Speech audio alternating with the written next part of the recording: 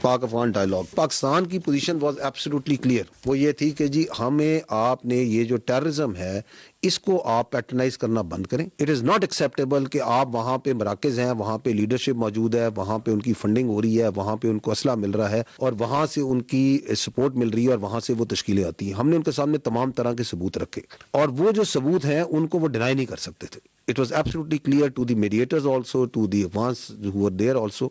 And the requirement was کہ جی آپ جو سا ہے اس کے اوپر ایک انک کریں ایک ایگریمنٹ جس کے اندر یہ ویریفائبل میکنزم ہونا چاہیے. اور آپ کو اگر یہ ہے کہ ویریفائبل میکنزم تھرڈ پارٹی نے رکھنا, تھرڈ پارٹی رکھ دیں. کبھی کہیں کہ نہیں جی یہ پاکستانی ہیں اور یہاں پہ یہ ہجرت کر کے آئے ہیں اور ہمارے مہمان ہیں, تو اگر آپ پاکستانی ہے تو ہمارے حوالے کر دیں. ہم اس کو جو سا پاکستان کے قانون اور آپ نے کیوں رکھے ہوئے, ہم جس طرح آپ کے افغان مہاجرین جو آپ کے ہم کہتے ہیں یہ واپس جائیں, تو آپ نے اگر رکھے ہوئے ہمارے سٹیزنز ہیں تو please send them back to Pakistan. اور یہ کون سے وہ مہمان ہیں جو کہ جب پاکستان آتے ہیں تو ان کے پاس جو سا راکٹ لانچر ہوتے ہیں, ان کے پاس کلشنکوف ہوتی ہیں, ان کے پاس M4 ہوتی ہے, M16 ہوتی ہے. یہ کس طرح کے مہمان آپ نے پالے ہوئے. ٹیررزم کی one of the reason is this کہ یونائٹڈ اسٹیٹس اور کولیشن فورسز جہاں سے گئیں تو یہ سگار کی رپورٹ ہے, کہتی ہے کہ 7.2 billion $7.2 billion worth of US military equipment یہ وہاں پہ وہ چھوڑ گئے. And these terrorists are not only Pakistan specific, جیسے میں نے کہا کہ یہ دہشت گرد پوری دنیا کے لیے خطرہ بن چکے ہیں, پوری ریجن کے لیے اور تمام ریجنل کنٹریز کے لیے. 2021 کے بعد ایک اسٹیٹ بننی تھی, ایک نارمل گورنمنٹ بننی تھی, وہ اس میں اپنے آپ کو وہ non state actor which is Afghan Taliban has not been able to convert itself. اور وہاں پہ انہوں نے طرح طرح کے نان اسٹیٹ ایکٹرز ہیں وہ پالے ہوئے ہیں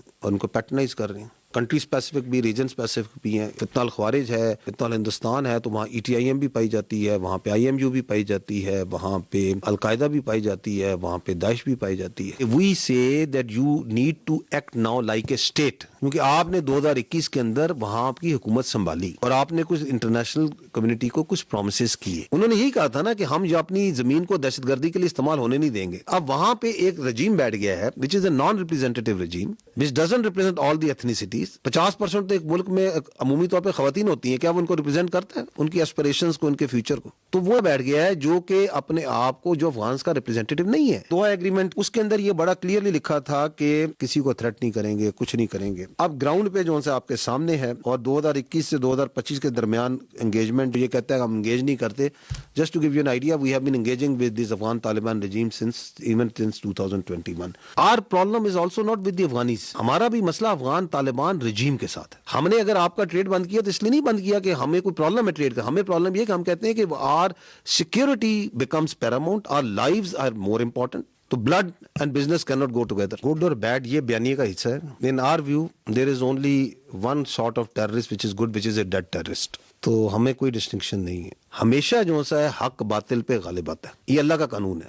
ہم حق پر ہیں, ہر طریقے سے حق پر ہیں. So we will prevail. اور ریزالو کی تو آپ کو پتا پاکستان میں کوئی کمی کوئی نہیں ہے. تو باقی جو ہے ان کے جتنے کانسیپٹ ہیں, جو سمجھتا ہے کہ دہشت گردی جو ہے از اے وے آف لائف, وہ سارے ہم درست کر دیں گے. یہ جو انلیگل فورن ریپیٹریشن پلان ہے, اس کے تحت جو سا ہے ہم نے 2024 میں 366,704 پر repatriated. This year so far 971,604 have been repatriated. اور اس کے اندر جو صرف نومبر ہے اس مہینے میں 2,39,574 لوگوں کو واپس بھیجا